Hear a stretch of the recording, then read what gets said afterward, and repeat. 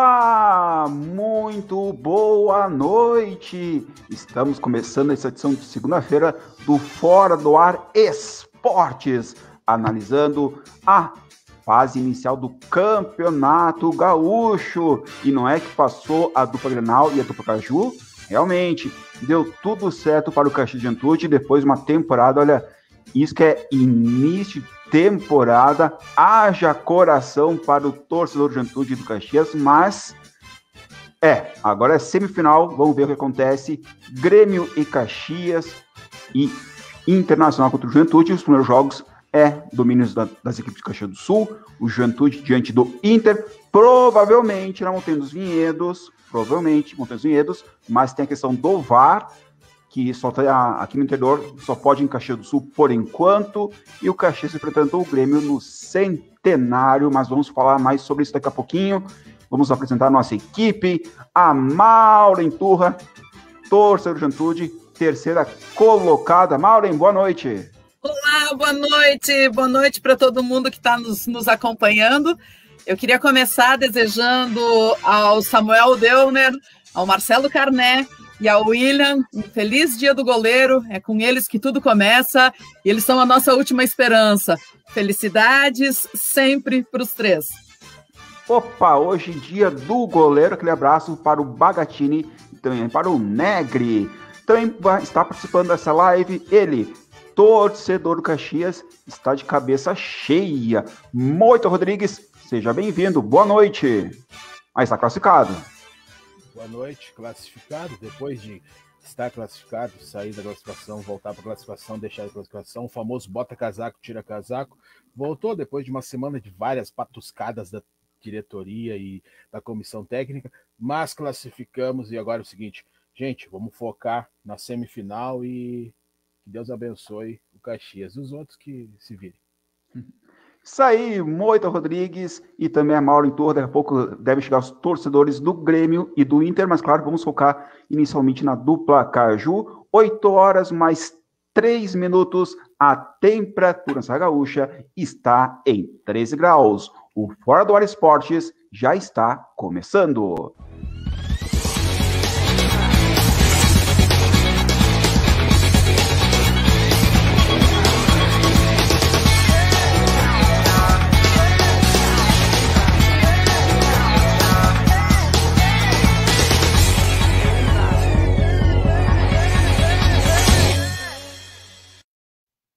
Fora do Ar Esporte, está começando. Quero colocar mais um integrante na equipe que está chegando. Ele que é colorado, o Vinícius Belaver Guimarães.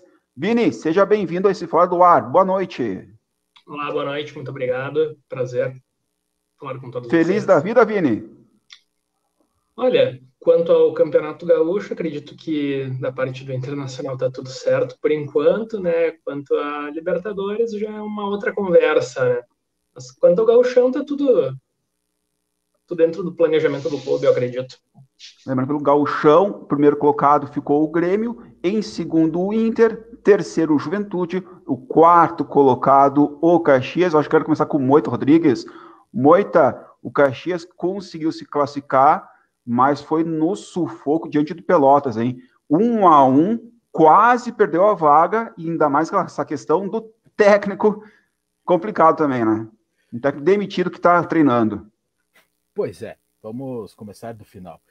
Técnico demitido não, técnico que auto se demite, ou melhor, avisa da sua demissão e vai, sei lá, sair da coletiva de informação que estava se demitindo, foi treinar, embarcou no ônibus, foi para Pelotas. Cara, é um negócio inacreditável. É uma coisa assim que é o seguinte, só acontece em Caxias do Sul. Mas vamos lá, já teve até técnico emprestado aí, né? Fazer o quê? Mas vamos... Ó, a corneta, hein? Né?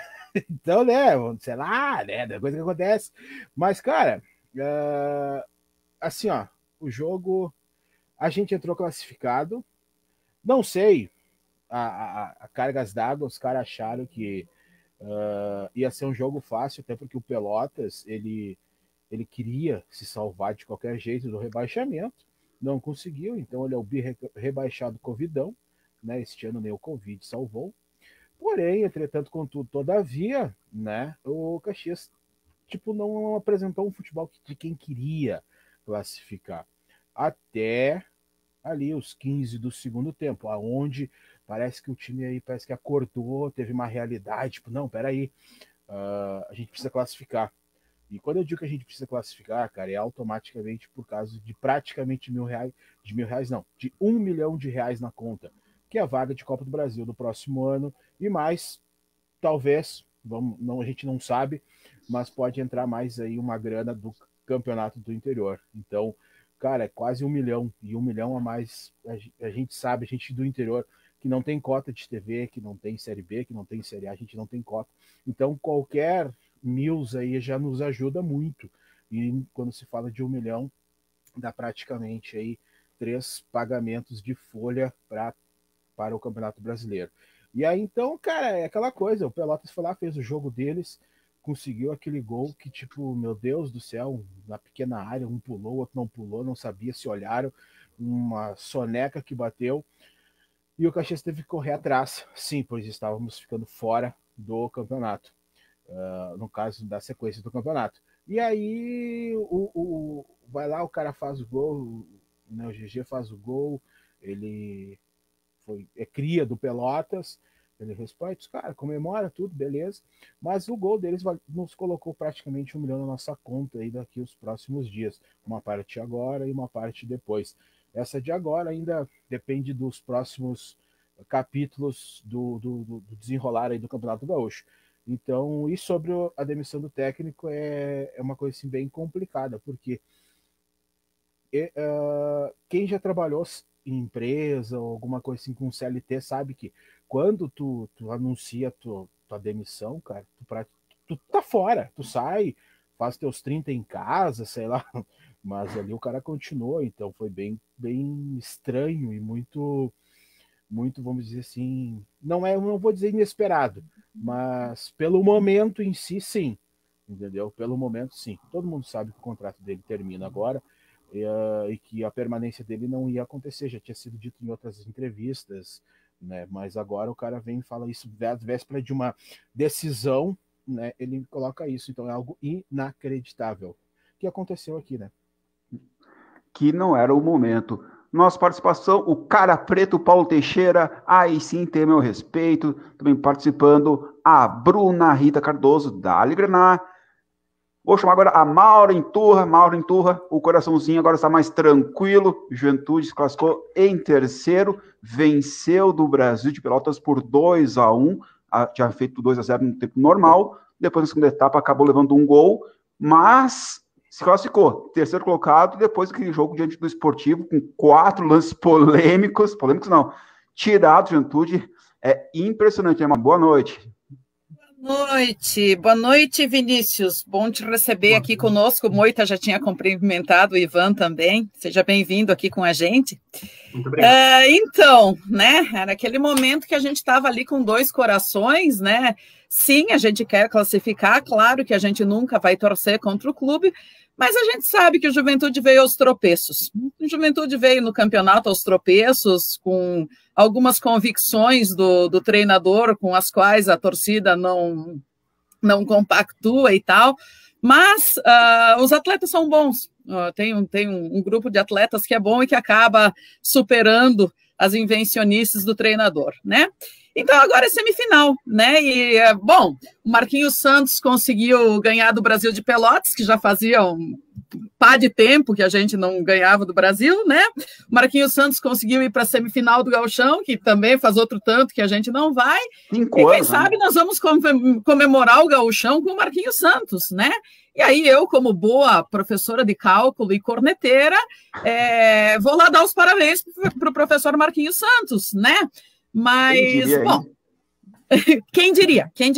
O Moita agora há pouco estava falando da premiação do campeonato do interior. Eu nem sei se isso existe, eu nem sei que valor que é esse, porque até umas 3 rodadas, 4 atrás, a gente nem imaginava que isso ia acontecer com a gente, né? Mas agora a gente está na área, agora a gente está no par e o time está crescendo no momento certo, né? Então, quem sabe dá para abocanhar essa fatia também, né? Vamos ver como é que as coisas se desenham, né? Mas é bom ver o Juventude produzindo alguma coisa, né? E sim, temos que falar de arbitragem, sim, temos que falar de VAR, temos que falar de todos esses aspectos, porque tá virando palhaçada isso. Isso tá virando palhaçada, gente. Vini, o Internacional meteu 5-0 no Esportivo, mas consegue manter o foco no Gauchão ou na Libertadores? Bom, eu acredito que o Internacional vem fazendo nas últimas semanas são testes em cima de testes, formações variadas, jogadores que nem vão ficar no clube que estão jogando, jogadores que estão sendo experimentados em diversas funções. Nos últimos 2 jogos do Gauchão resultaram em 2 goleadas, até eu acredito que inesperados pela variação tão grande de atletas que estão girando no elenco. Eu acredito que o Internacional tem que focar também no Campeonato Gaúcho, já há 4 anos que não ganha. O Grêmio ganhou os últimos 3, e para a rivalidade de Grenal isso impacta muito. O Internacional, inclusive, vem numa sequência muito decepcionante de confrontamentos contra o Grêmio, são diversos jogos sem vitória, até ganhou o penúltimo jogo, mas a sequência como um todo é ridícula quanto a uma rivalidade de clubes da mesma proporção. Eu acho que ele tem sim que focar no Campeonato Gaúcho, apesar de ter que correr atrás de uma recuperação na Libertadores que começou mal.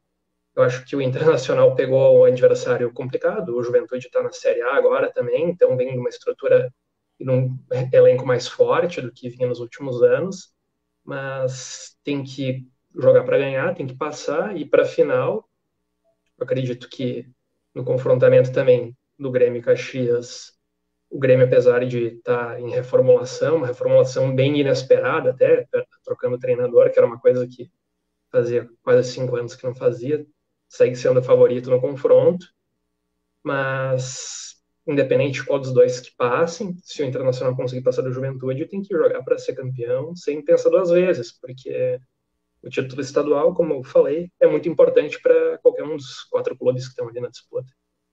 E, Vini, tu acha que é difícil o Inter passar do Juventude ou vai ser difícil? Qual a sua opinião sobre isso? Esse confronto Inter-Juventude? Eu acho que vai ser um confronto bem difícil. O Juventude está na Série A agora, então está com um potencial de investimento maior, está se reforçando bastante, está com bons atletas, se recuperou muito bem na reta final do campeonato, mesmo tendo o jogo bem, não vou dizer polêmico, bem esquisito contra o Sportivo, né? Porque foi um jogo bem atípico da arbitragem. Eu acho que mostra que o Juventude tem um potencial de crescimento grande para o restante da temporada, inclusive. E como o Juventude acabou caindo fora da Copa do Brasil, né? Ou não? Agora não. Sim, caiu né? Isso, Vila Nova, então, nos pênaltis. A Mauro lembra disso. Isso. Então ele tem a temporada inteira só para focar no Campeonato Brasileiro e na manutenção na Série A, e 4 jogos no Campeonato Gaúcho, então o Juventude tem potencial para fazer um bom confrontamento também. E Mauro Iturra, o Vini falou desse jogo esquisito que teve, 4 lances, o Juventude foi prejudicado. Qual a sua análise sobre isso? O VAR agora parece que vai funcionar. Está chegando o VAR. No dia desse acontecimento. Vamos chamar de jogo estranho? Não. No dia que aconteceram esses 4 equívocos em favor de uma mesma equipe, eu acho que isso nunca aconteceu no futebol brasileiro. Eu escrevi nas minhas redes sociais que, como se alguém tivesse interessado por isso, como se isso fosse fazer diferença, mas escrevi que o problema nunca foi o VAR, o problema é quem utiliza o VAR, né? Trazer o VAR para a semifinal, sei lá, porque tu pode olhar um lance polêmico e dizer que ele é interpretativo e continuar com a tua decisão e por aí vai. Eu acho que o VAR eu sempre fui muito defensora do VAR, eu acho que a tecnologia tem que estar junto do futebol, como está junto de outros esportes, mas quem usa o VAR é que teria que entrar em questão, né?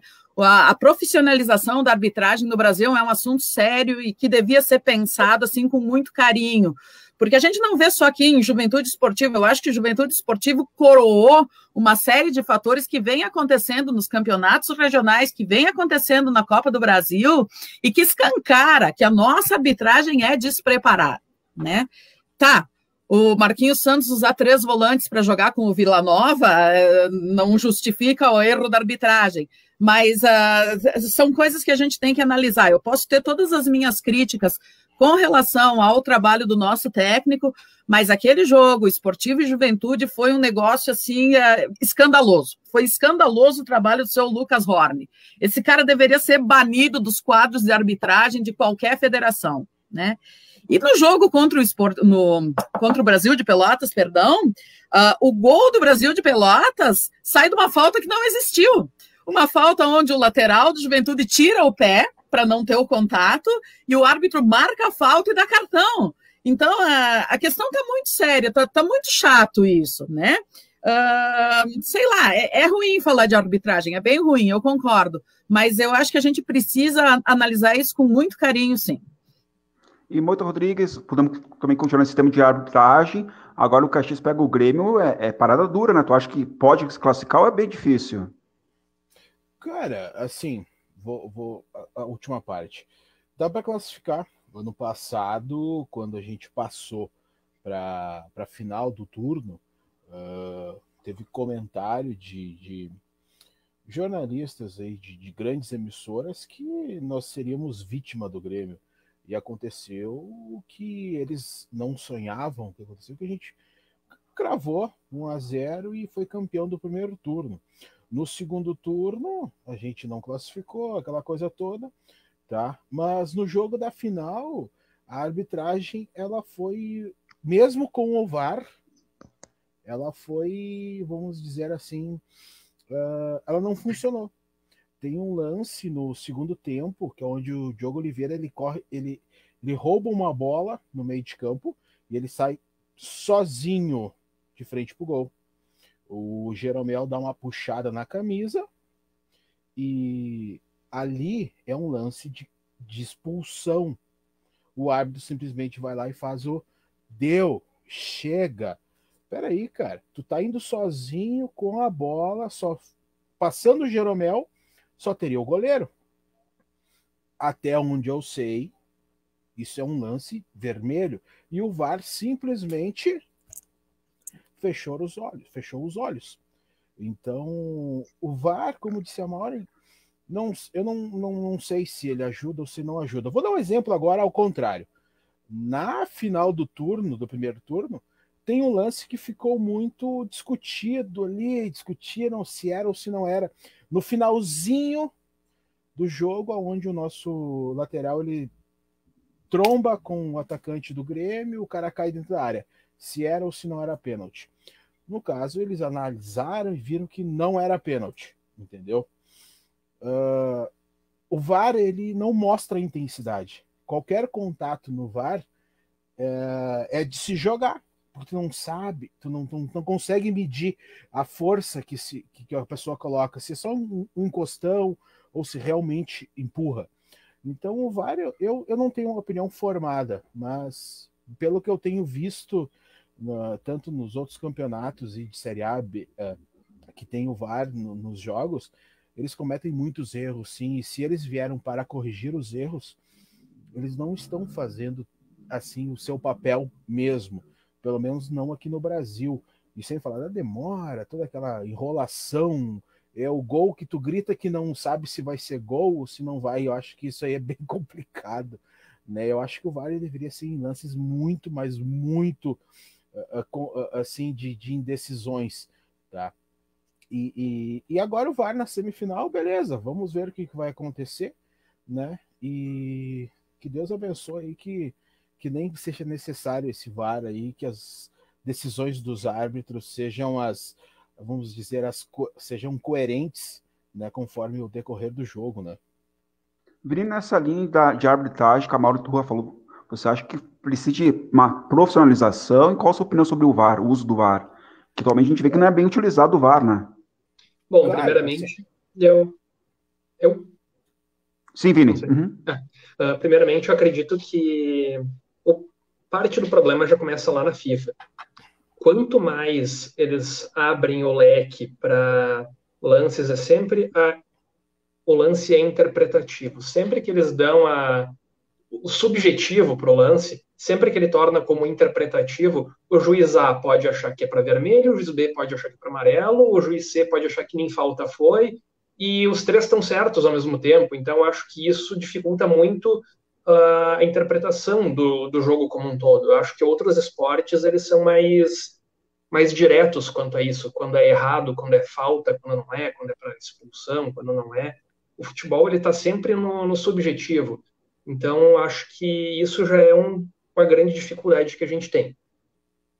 O VAR poderia e pode ajudar muito. O problema também começa com a demora, que é tudo muito demorado. Um lance simples, eles ficam 10 minutos analisando. Tipo um impedimento. Um impedimento, tu não precisa ficar analisando por 10 minutos. O jogador tá à frente, ele tá pronto, tá impedindo, acabou. Não o tal não tá, né? Não precisa ficar fazendo tanta discussão. Lances que, tipo, a mão na bola, a bola na mão, a mão que não é falta.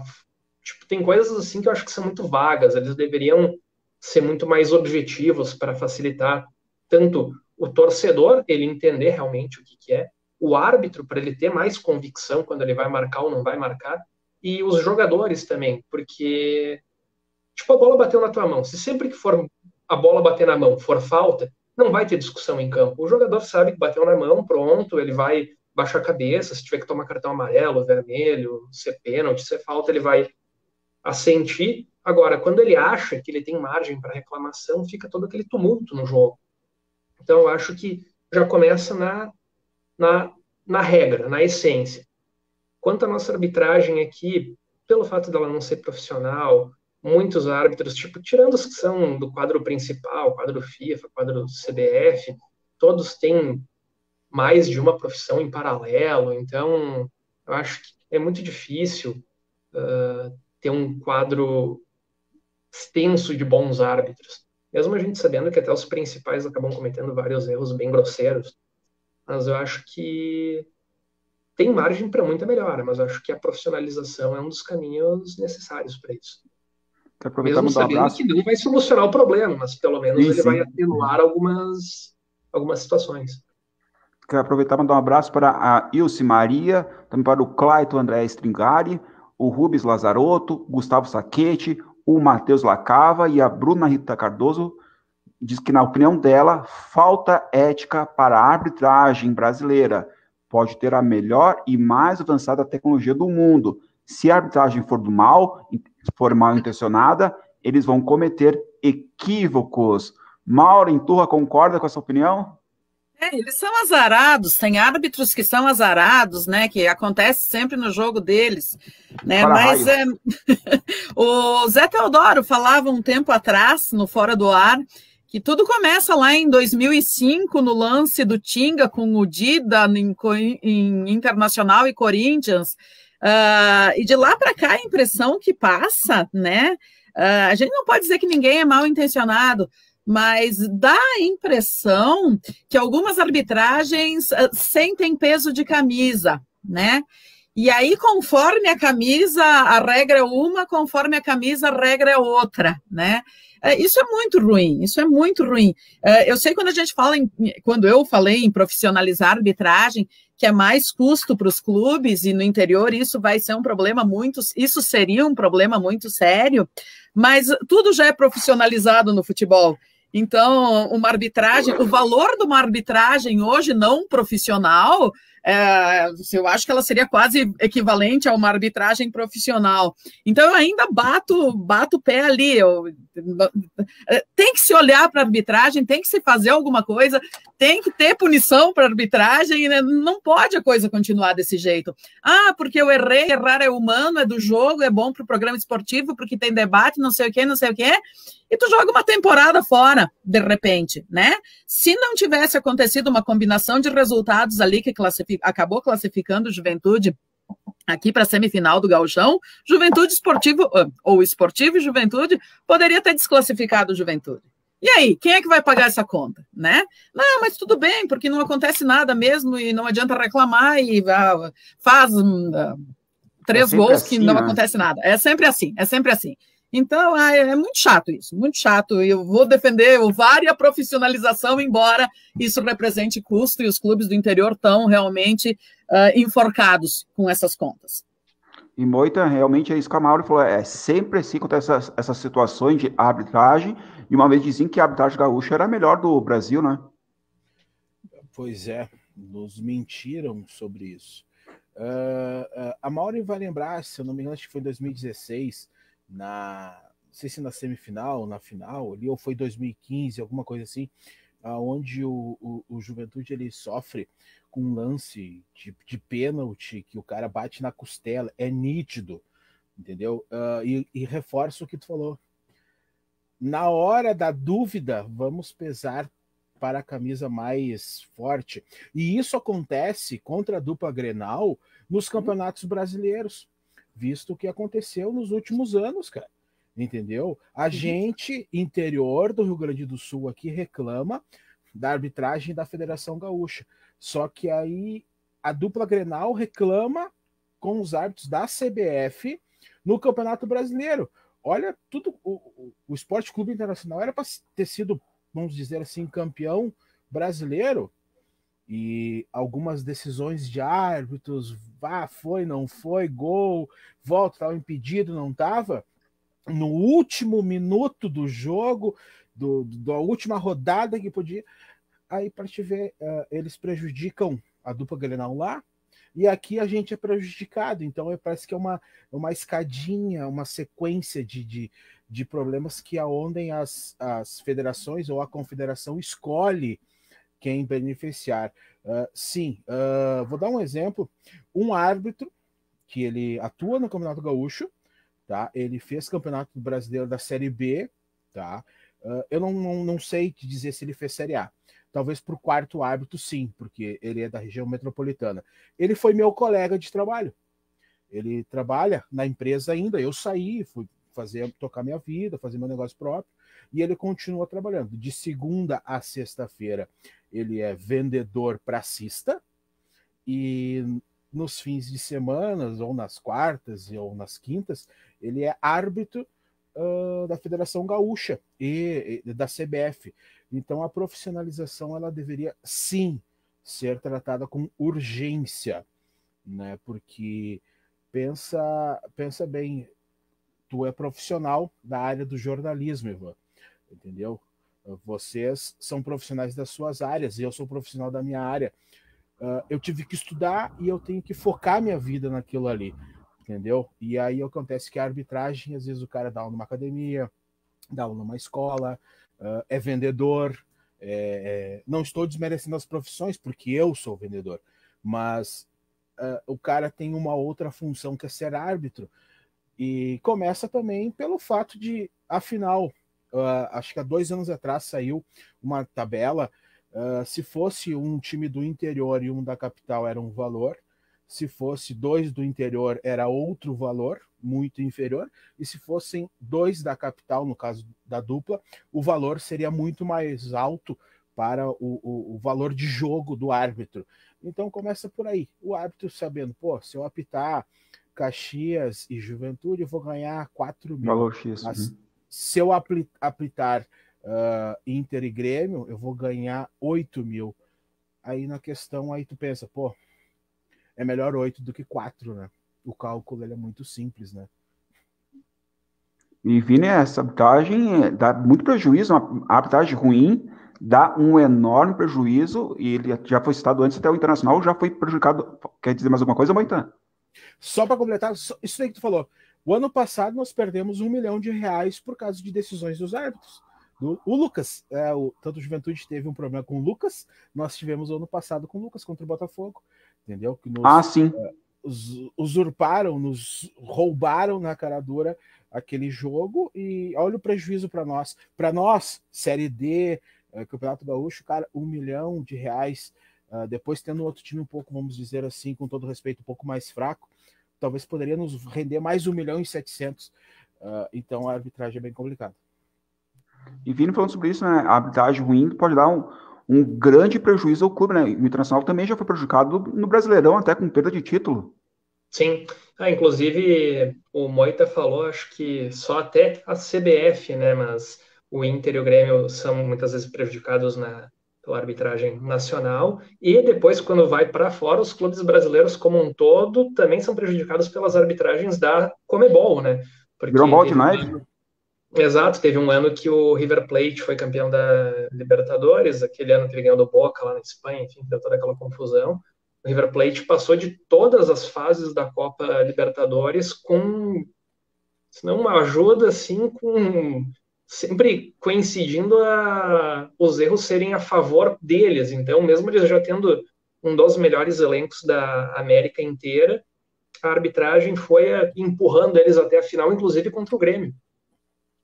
Então, acho que sim, tem clubes que eles têm preferência dentro das suas respectivas áreas, dentro das suas respectivas federações ou confederações, e isso prejudica muito o andamento do futebol. O futebol é uma paixão quase que do ser humano como um todo, mas vamos tratar só do cenário local e nacional. E eu acredito que isso complica muito, porque sempre vai ter os dirigentes, eles vão torcer para algum clube, e aí eles sempre vão tentar fazer de alguma forma com que o clube que ele torce seja beneficiado de uma forma ou outra, direto ou indiretamente, ou com uma arbitragem que facilite para ele, ou com um mando de campo que facilite para ele. Eles sempre conseguem achar formas, mecanismos que, por mais que procurem equalizar, equilibrar o confrontamento, sempre parece que um lado não, ele está um degrau acima, está mais beneficiado do que o outro. E o Simaria desejando uma boa noite, também nos acompanhando. O Rubens Lazarotto, 2 pênaltis não marcados. Lembrando, nesse fim de semana, domingo, tem Campeonato Gaúcho semifinal, jogo de ida, às 4 horas da tarde, na Montanha dos Vinhedos, em Bento Gonçalves, Juventude e Inter, e às 7 horas da noite, no Centenário, Caxias Grêmio. Eu quero chamar o Moito, que era a opinião do Moita sobre uma situação hoje complicada que surgiu, e o Moito está bem ciente, do narrador Pedro Ernesto Denardim, entre aspas, passando por cima da história do Caxias, né? Não respeitando o Caxias. Ele deu uma opinião hoje forte, né, Moita? Falando Caxias, talvez está na Série C, nem sei se tem divisão. Eu queria a sua opinião sobre isso, Moita. Essa opinião do Pedro Ernesto. O Pedro Ernesto Denardim hoje, ele faz um comentário no qual, assim, não quero julgar a pessoa, mas ele tem alguns comentários bem, vamos dizer assim, que não podem ser levados a sério, acho que.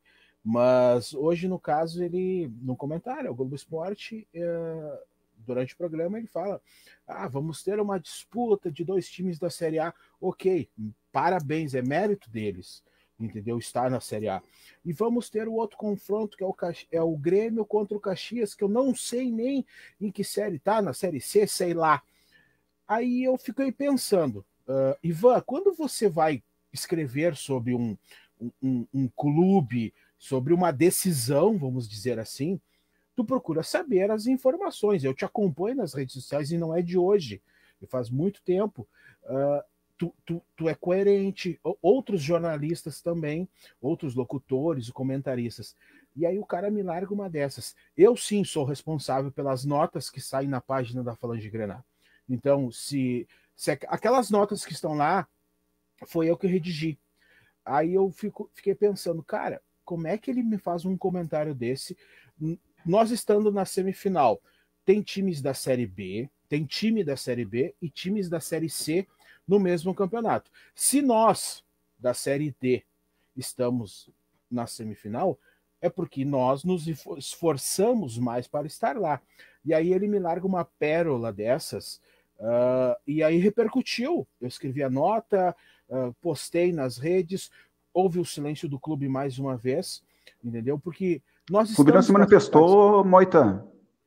Oi? O clube não se manifestou até agora? O clube não se manifesta. Faz alguns dias que eles não escrevem nada de outros fatos que vêm acontecendo. entendeu? Mas aí eu escrevi, coloquei e mandei um e-mail para ele. Tá? Não obtive respostas, mas outros torcedores mandaram um e-mail também para a RBS, no canal do Pedro Ernesto, e ele coloca que não vai se retratar e que ele não ofendeu ninguém. Cara, não é questão de ofender. Só que, cara, o mínimo é de informação, ele passar uma informação correta. Nós temos sim a vaga na Série D. Eu não queria ter essa vaga. Eu queria estar jogando uma Série C, uma Série B, entendeu? Mas, e outra, nós já temos a vaga do ano que vem. Se por um acaso não atingimos o acesso, nós já temos um campeonato nacional para o ano que vem. Já temos uma Copa do Brasil para o ano que vem, garantido. Entendeu? Então ele age com menosprezo para a equipe do interior, e isso eu digo, eu me senti ofendido pelo interior gaúcho, entendeu? Porque não se resume somente em Série A, entendeu? Cara, tem times com lindas histórias na Série B, na Série C, na Série D, times que hoje não disputam, mas que fizeram história. E ao mínimo, quando eu vou emitir uma opinião, é tentar entender ou buscar a informação. Então a gente espera que o mínimo amanhã o senhor Pedro Ernesto ele se retrate ou ele comente que realmente, ontem eu falei tal coisa e o Caxias sim tem uma série, disputa um campeonato nacional, entendeu? Porque é uma falta, vamos dizer assim, de não sei se é de competência de buscar informação, né? Ou é desrespeito mesmo, ou eu queria usar um outro termo, mas é aquela coisa tipo, não tô nem aí pro interior do Rio Grande do Sul. É rentável. Quando eu fiz aqui pro comentário do Vinícius, é muito mais rentável ter na final do Campeonato Gaúcho a dupla Grenal, questão de visibilidade, patrocínios, pay-per-view.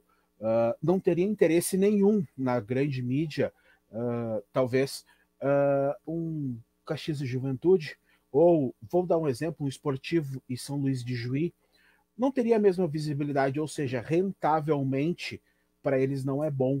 Então, só que é o seguinte, a gente tem que mostrar que o interior aqui respira, vive. O Juventude está na Série A, ficou anos, caiu, voltou, saiu, voltou, oscilou, voltou para a Série A. É mérito deles. Eles fizeram para estar lá, eles batalharam para estar lá. O Inter caiu e voltou. Mérito. O Grêmio também já caiu e já voltou, entendeu?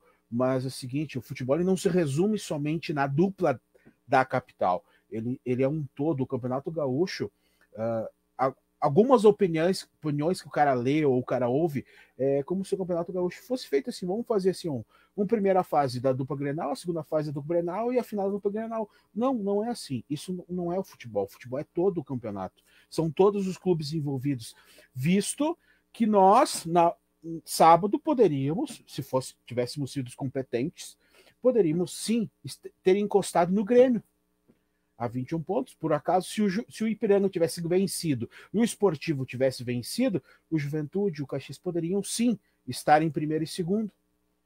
Tem saldo, isso, número de vitórias, mas poderíamos, entendeu? Foi o que aconteceu nos anos anteriores, onde a gente chegou na frente de um da dupla Grenal, que é onde o ano passado teve o confronto de Grenal na semifinal, ou seja, ali já foi automático, tipo, não vamos ter mais um Grenal. Eu não critico o clube do Grêmio, nem o clube do Internacional, mas às vezes alguma postura da federação quanto a isso, que talvez eles pensam somente aqui, e isso acontece e reflete no Campeonato Brasileiro, onde é muito mais rentável ter Flamengo e Corinthians, por exemplo, na final, do que não disputando um título, porque não é um campeonato de mata-mata, mas disputando um título, do que ter talvez um Inter e um Fortaleza. Não vai ser tão rentável para eles, entendeu? Então eles fazem de tudo e a gente sabe, acompanha o futebol nacional, sabe, o Juventude é um clube que está entrando e eu já li que os caras estão menosprezando o Juventude. Subiu para cair. O Cuiabá subiu para cair. Peraí, gente, o campeonato não começou. Deixa começar o campeonato, vamos ver como é que vai ser, entendeu? Então acho que a mídia ela precisa ser um pouquinho mais realista e entender da realidade, que às vezes tu não tem o dinheiro, tu não tem toda a estrutura, mas tu tá com a vontade, talvez tu vai dar a tua vida para fazer aquilo ali. E antes de encerrar, quero mandar só um abraço pro cara preta, antes que ele mandou ali, seguinte, respeito, eu tenho respeito por ele, tá? Mas aí agora meu comentário eu encerro agora. Mas aí vamos continuar. Valeu, Moita. Mauro, em Turma, você também percebe esse menosprezo? Então, eu não tinha visto opinião do Pedro Ernesto Bernardin, mas o que a mágoa não faz, né? Porque se fosse o Brasil de Pelotas no lugar do Caxias, ou no lugar do Juventude, que seja, se o Brasil de Pelotas tivesse avançado para a semifinal do Gauchão, a frase seria toda motivada, porque agora o Chavante, que está na Série B, vai criar confusão para cima da poderosíssima dupla Grenal. Seria lindo a frase do Pedro Ernesto. Então isso é mágoa. Eu sinto muita mágoa quando ele diz uma bobagem dessas. E a gente tem que perdoar a idade também, né? O Pedro Ernesto já está numa daquela idade que os filtros já não funcionam mais, né? Se ele tivesse falado no meu clube, eu teria ficado muito ofendida, sim. E sim, acho que ele ofende o interior menosprezando os trabalhos, né? Porque quem é de fora do estado pode pegar hoje a classificação do Gauchão, olhar e dizer, tá, tem o Internacional, o Grêmio, o Juventude, o Caxias, tudo certo, porque a dupla Grenal, o Juventude está na Série A, ok. Talvez tivesse que ser o Brasil de Pelotas ali em quarto, pela lógica, mas o Caxias tradicionalmente faz grandes campeonatos gaúchos, então parece ser uma coisa meio lógica. A gente que acompanhou viu que não foi bem assim a coisa, né? Mas eu acho que teve muita mágoa no coração do Pedro Ernesto. Se ele não vai se retratar, bom, o problema é dele. É nosso papel, nosso, enquanto dupla Caju, criar todo o inferno possível no fim de semana para ver que as coisas não vão ser fáceis, né? E vamos adiante, azar dele também. Não quer, chato. E Vini, qual a sua opinião sobre isso? Você percebe também essa diferença de menosprezo contra clubes do interior diante da capital? Qual a sua opinião sobre isso? Você que é torcedor do Inter, né?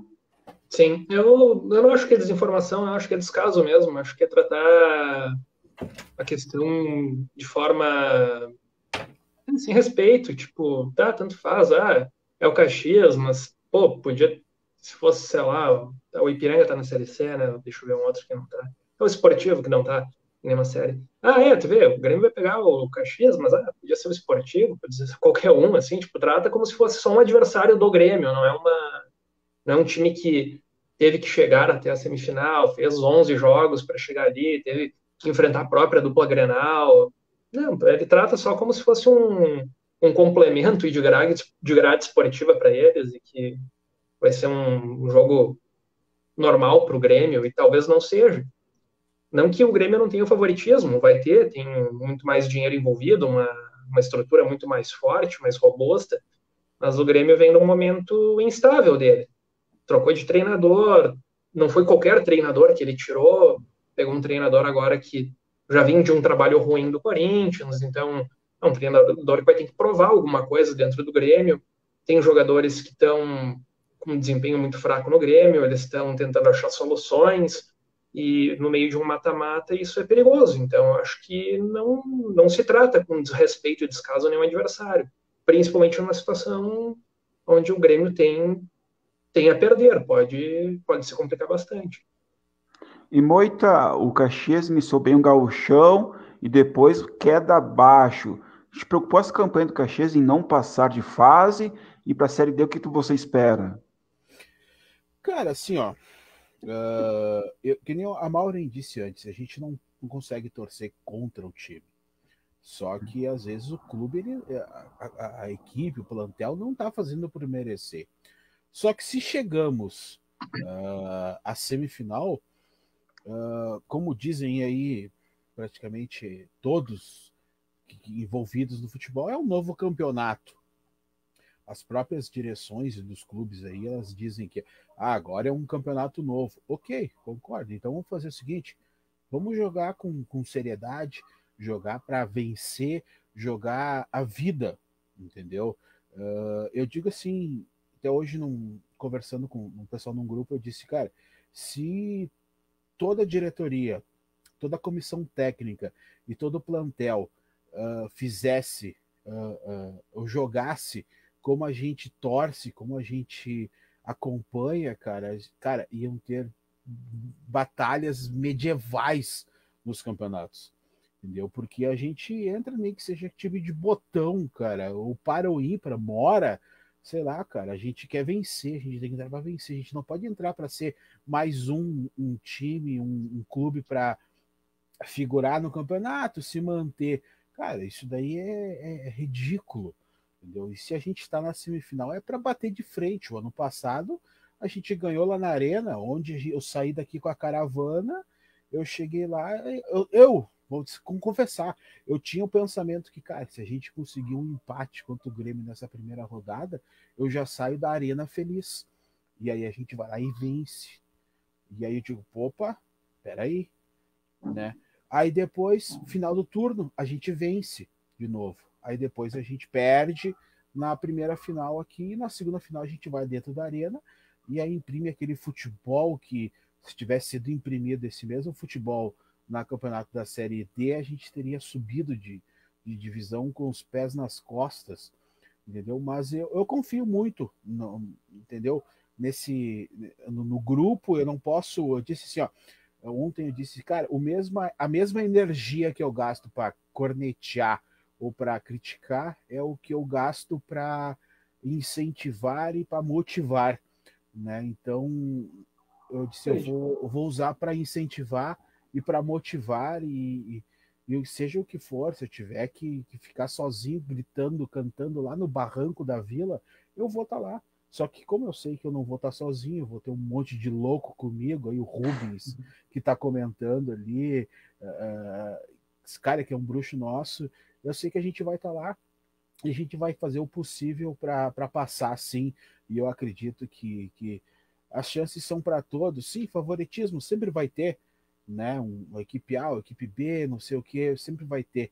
Mas, cara, lá dentro é, como diz assim, os magos aí da narração, dentro do campo é 11 contra 11 e só eles lá dentro sabem o que pode acontecer.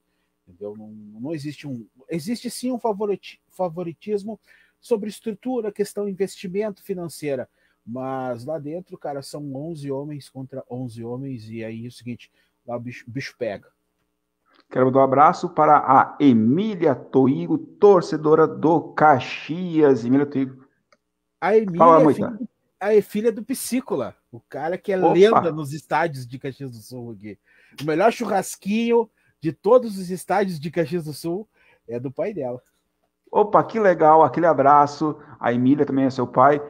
E mal, então, aproveitando você falando ali do Caxias, dessa estrutura, já tem uma sugestão do próximo técnico para a equipe do Grenal? Ou é muito cedo ainda? Sugestão eu não tenho, mas a gente ouve um nome do Vaguinho, tem um pessoal que fala do Rafael Jaques.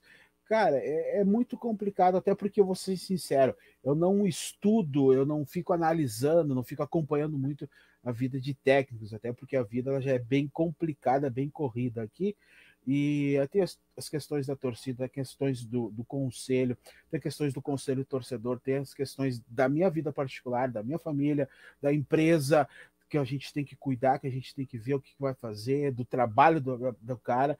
Então, eu não analiso muito, mas o que se ouve é o Vaguinho, que é um técnico, vamos supor, que é um cara que ele gosta de jogar na frente. E é o que a gente tem sofrido muito nesses últimos 2 anos, vamos dizer, que a gente tem uma maravilhosa defesa, são muito bem treinados, até porque o nosso técnico, ele era zagueiro, ele entende daquela parte da área, da defesa, mas talvez nos falta alguma coisa do ataque, que é onde algumas coletivas ele falou que mas nós não tomamos gols.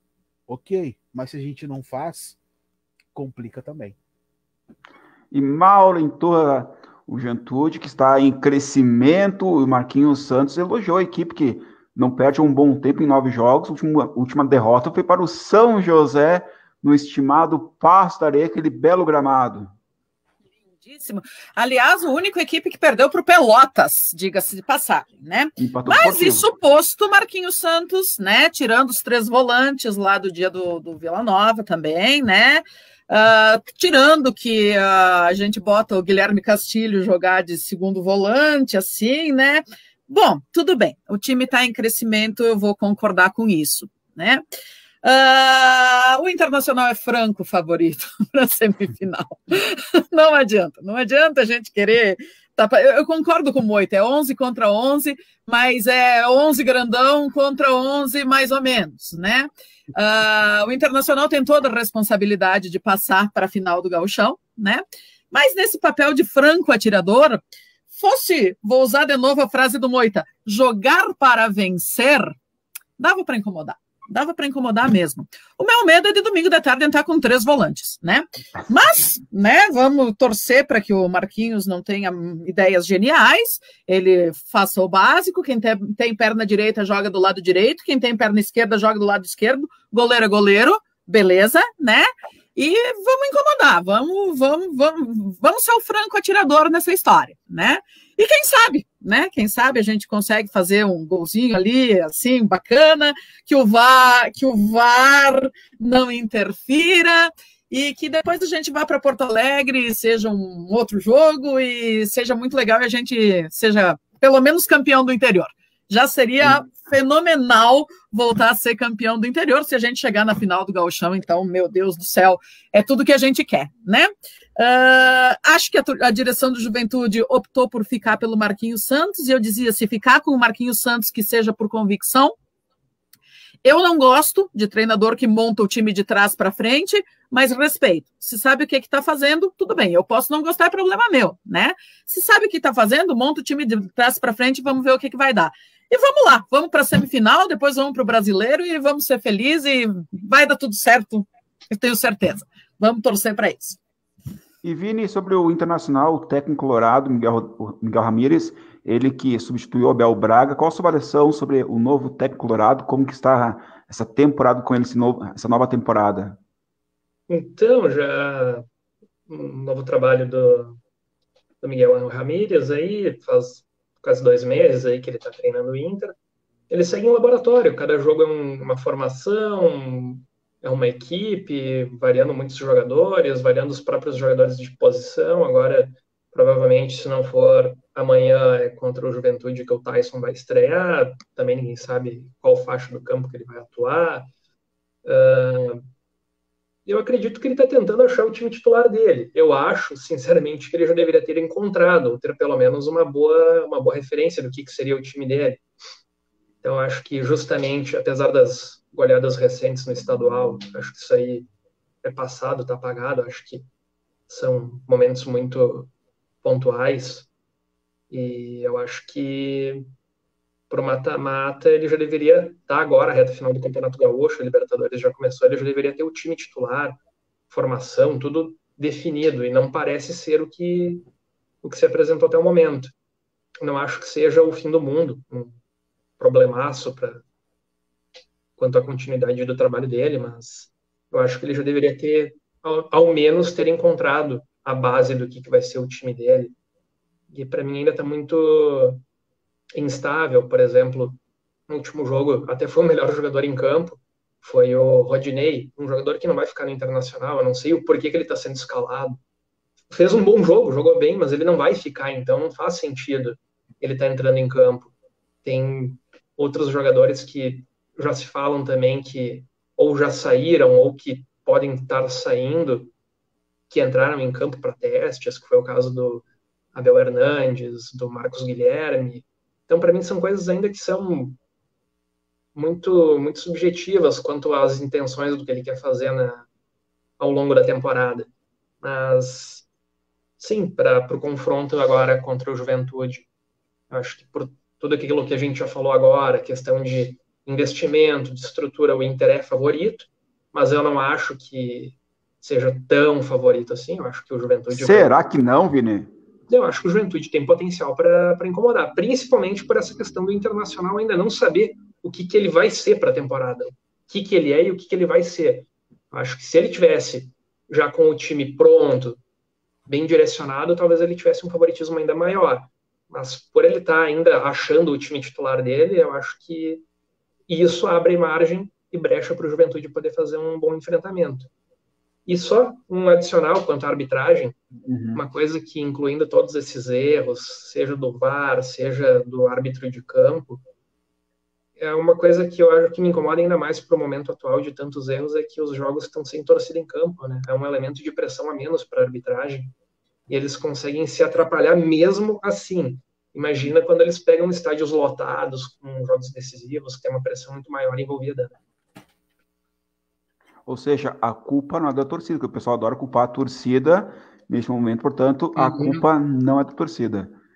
E Milton Exato, Rodrigues, acho que é um elemento de pressão. Porém, agora, nesse exato momento, é um elemento de pressão inexistente e que ele não mostrou ser decisivo ou influente, né? Os árbitros continuam errando. Parece que tudo é um problema para a arbitragem, né? e Milton Rodrigues, a gente falando nesse conteúdo do Vini sobre jogos sem torcida, qual a sua opinião sobre isso? Já que estamos mais um ano, mais uma decisão que não pode ir no estádio, né? É complicado isso. Imagina, é aquele teu momento especial do time e não poder acompanhar dentro do estádio, né? Cara, assim, eu brinco desde o ano passado.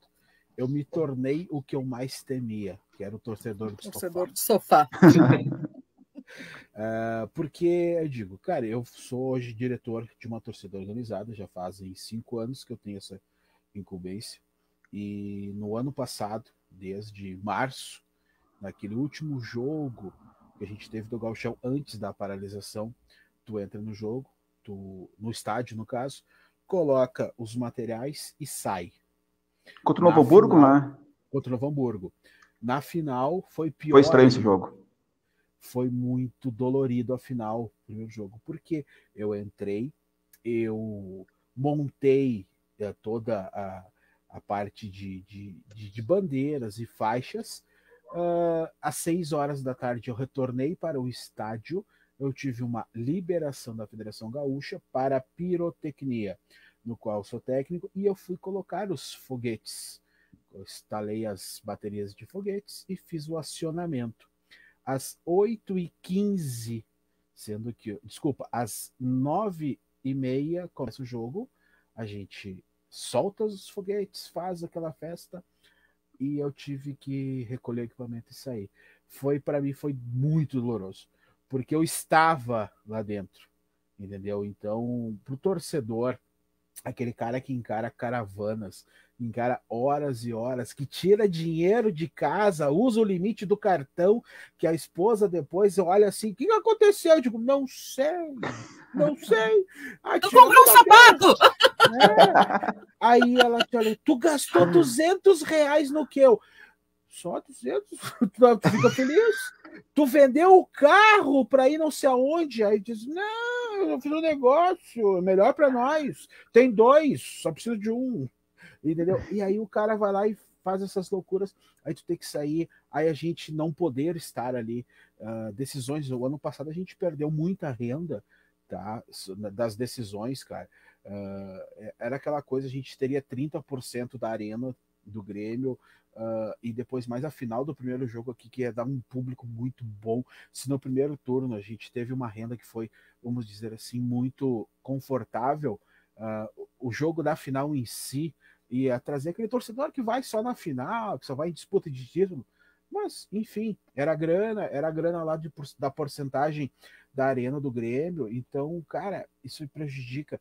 E não ter público hoje, eu digo assim, o pessoal que segue, a gente que segue pagando mensalmente a mensalidade, cara, esses caras aí, um dia que os clubes estiverem com as suas contas no azul ou saudáveis nas suas contas, eles deveriam dar uma lembrança para nós, porque, pô, tu tá pagando por algo que tu sabe que tu não vai utilizar. Diferente daquele torcedor que mora longe e que é apaixonado pelo clube e é sócio. Ele sabe disso. Nós sabemos também, mas a gente está aqui do lado. Então a falta de público ela é muito complicada. E eu sempre questionei isso nas reuniões do conselho. Por que que o ano passado, na época, estavam acontecendo festas em casas noturnas, baladas, pubs, enfim, local fechado, um percentual. E nos estádios, onde cabem 30, 40, 50 mil pessoas, tu não pode usar 50%, entendeu? Só 50% da capacidade. Eu questionei isso, entendeu? E nunca ninguém me deu uma resposta. Então a gente sofre muito. É o fato aquela coisa, a gente vai ter jogo às 19 horas. Vai ter um determinado horário ali que a gente vai ter que entrar, colocar os materiais, sair, fechar um cadeado e dizer que Deus abençoe. A gente não vai estar podendo estar lá. Porque o torcedor que vai para o estádio, ele sabe que ele estando lá, ele tá, cara, ele é o 12º lá dentro daquele campo. É aquele cara que quando o time tá meio borocochô, aquela coisa meio, agora já era, vamos jogar a toalha. a gente começa a cantar, a gente começa a pular, que nem louco, a gente não sabe explicar o porquê. E aí, lá dentro faz falta, sim. Quero mandar um abraço para o Gustavo Cortes, também para a Larissa Pereira, um abraço para a Larissa, e também para o Rubens Lazarotto, até dinheiro da água e da luz.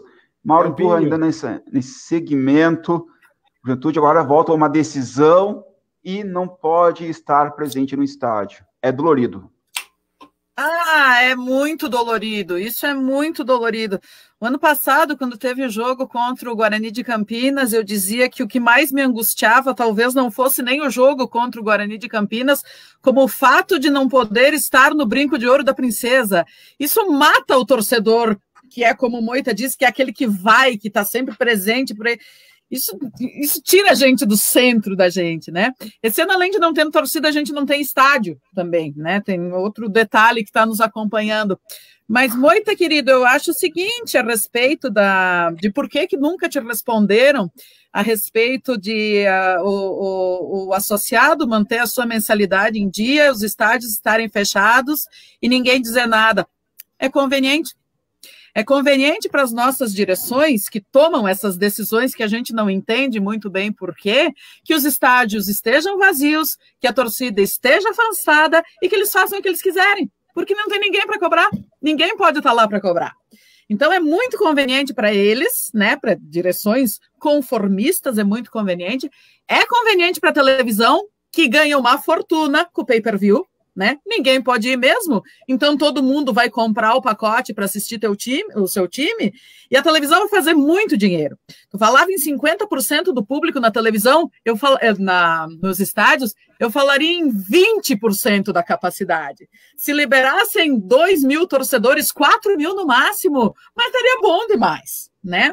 E aí eu, pelo menos, me nego a entrar nessa discussão, que são as políticas públicas também, né?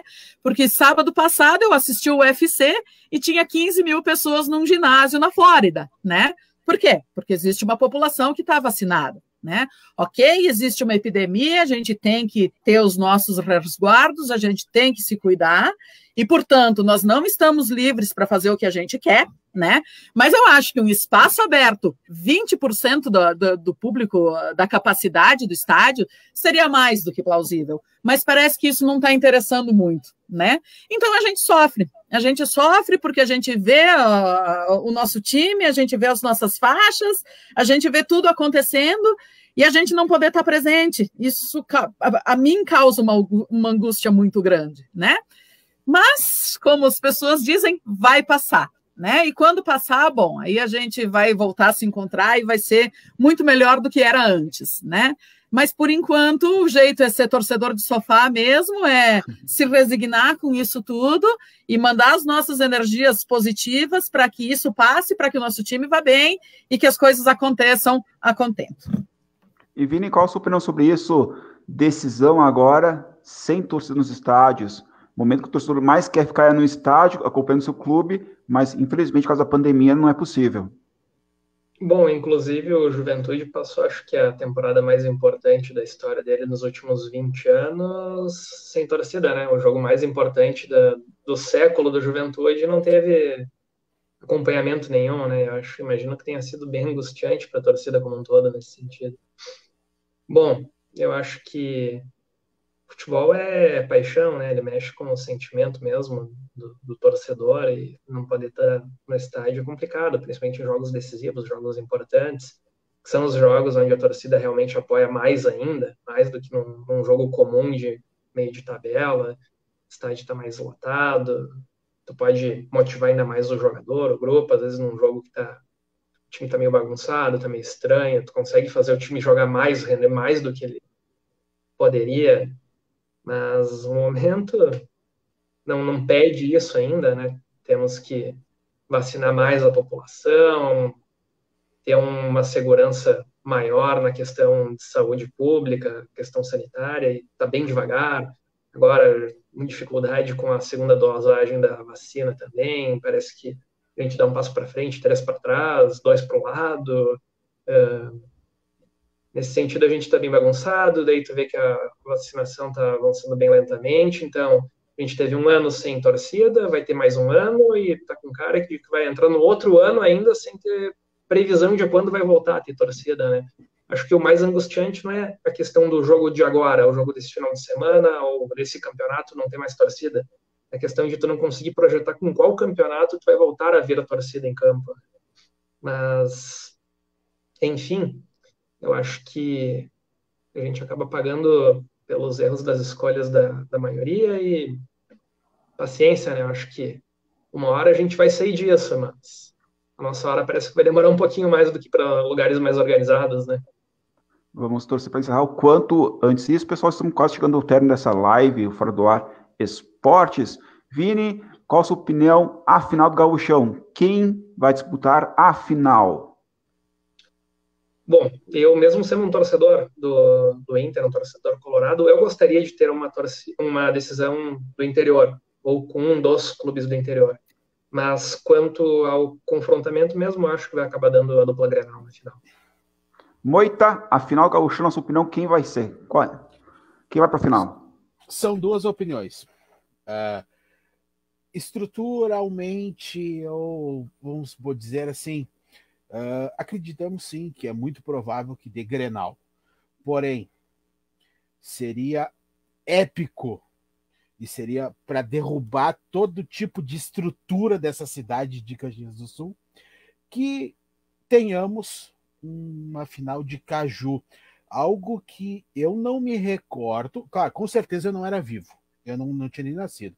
A última vez que teve uma final que não envolveu um da dupla Grenal. Eu não me recordo. Entendeu? Deve ser lá, sei lá, no tempo do Renner. Tentei puxar aqui, não deu. Entendeu? Teria que pesquisar muito bem sobre isso. Mas seria épico e a Maureen, com certeza, ela vai concordar. Seria um negócio para a cidade. Cara, tipo assim, talvez para o estado em si não seja aquela coisa, meu Deus, mas para nós, da dupla Caju, seria algo épico. É aquela coisa, seriam 2 fins de semana nessa cidade que não tem assim uma coisa que diga, aconteceu, não. Cara, seria algo assim que eu não consigo pôr um nome, um adjetivo para isso.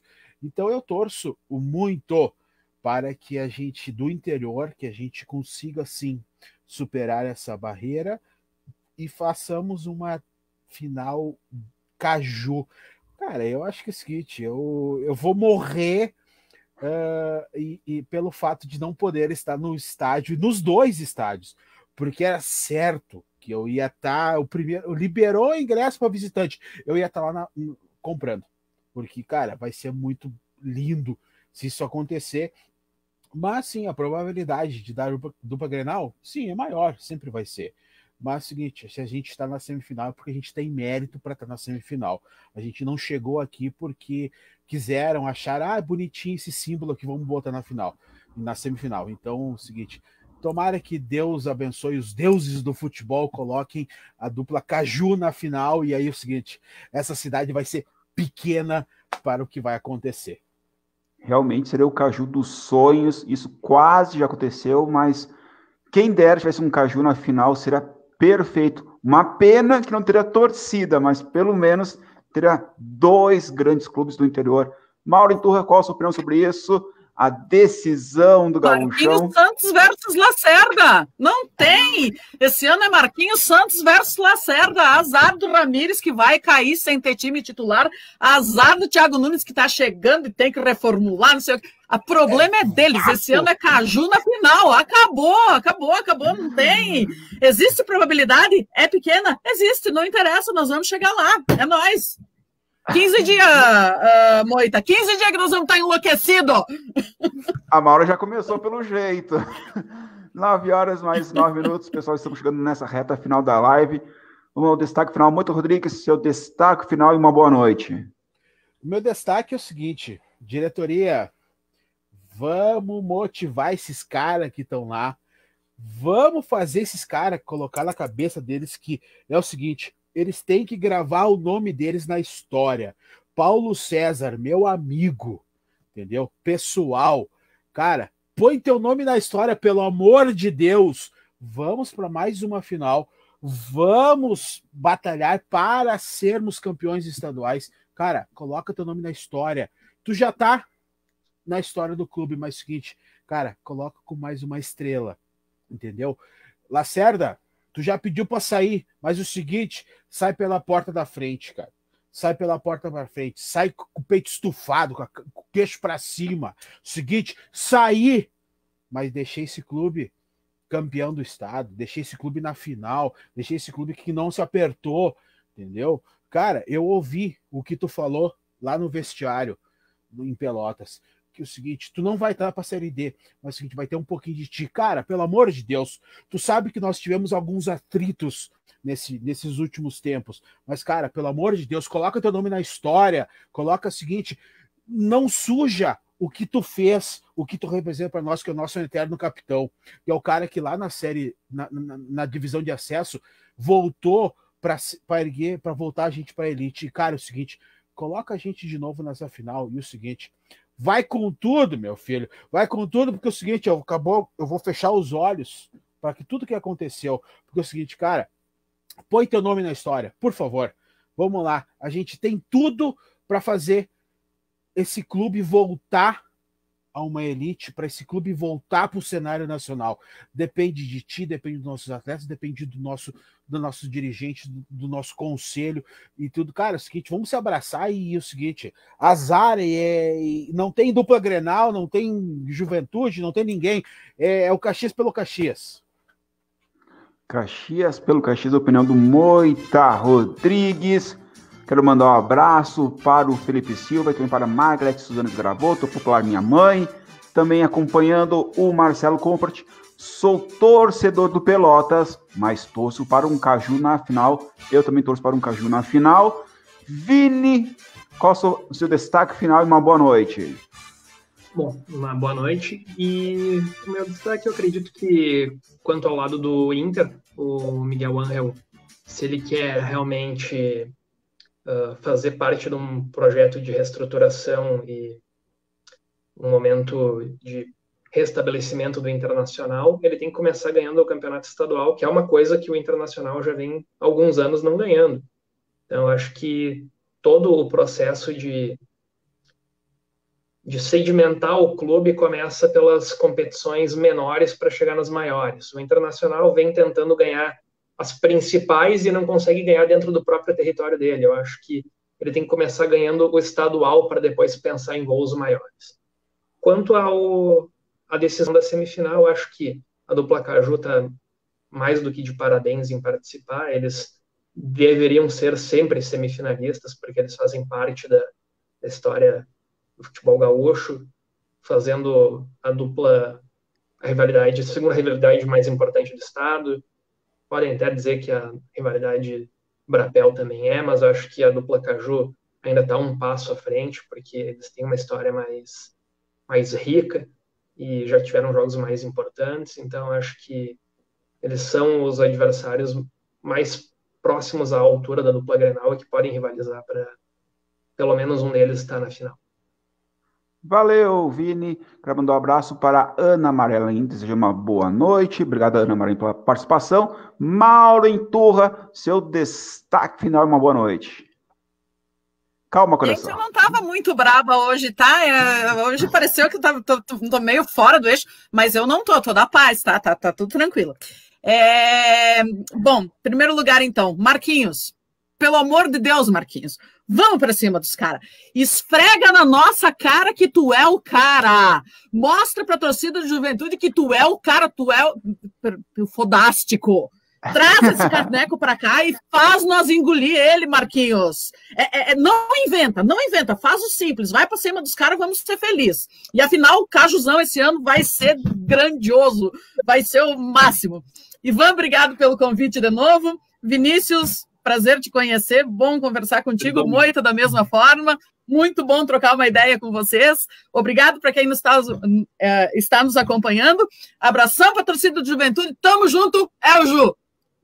É o Ju, é o Caxias, então valeu o Moita Rodrigues, a Mauro Enturra e o Vini Belaver pela participação nesse Fora do Ar especial, uma bela noite a todos, retornamos daqui a pouquinho, em breve. Até mais. Tchau, tchau.